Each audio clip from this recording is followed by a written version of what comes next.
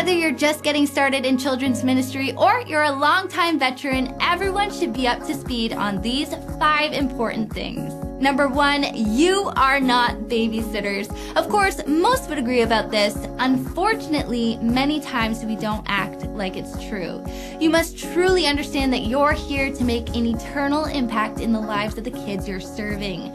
You are not just here to keep them from hurting themselves or running away. The work you do each week has lifelong and eternity-long reverberations. Number 2, your ministry needs to flow from your relationship with God. Following on from number 1, it's important for you to understand the importance of your own relationship with God. Your experience in serving kids is as much about you being and becoming a disciple of Jesus as it is about you discipling kids to follow Jesus. Are you checking on your own spiritual health?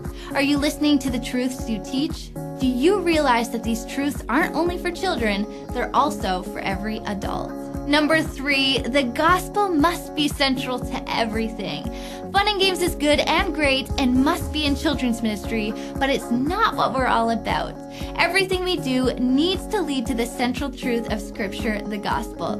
Every craft and every quiet time points to the truth of Jesus and the good news.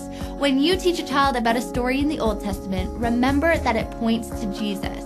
And when you gently correct a child's behavior, remember that the gospel balances grace and truth, and so should we. Number 4, connecting with parents is critical.